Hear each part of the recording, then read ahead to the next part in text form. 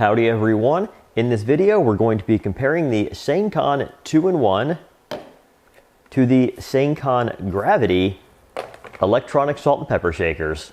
Jumping right into a features, function, and performance comparison of these two units. First thing, that's the obvious difference. One is 2-in-1, one is separate. The Sangcon Gravity ones have a USB-C charge port on the back, so essentially anytime these are sitting in their base here, they're getting topped up, so no real need to worry about having a dead battery on your salt and pepper shakers, whereas the Sangcons here have a single USB-C charge port on the front.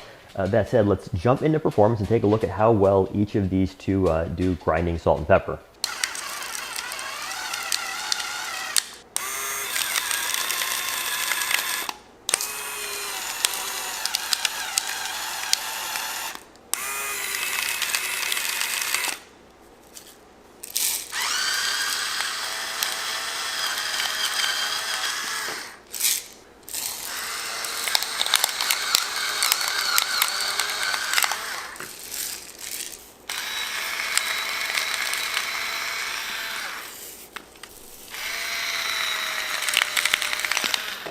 All right, so essentially they kind of both did all right, although they kind of had slightly different quirks.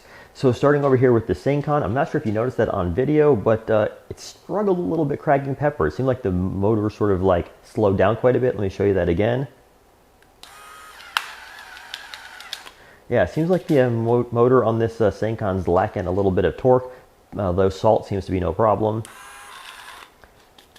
Perhaps salt is quite a bit softer than peppercorns.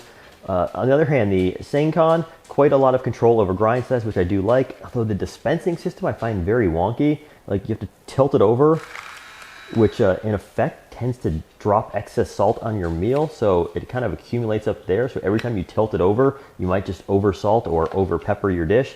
So I much prefer the bottom dispensing type over the top dispensing type.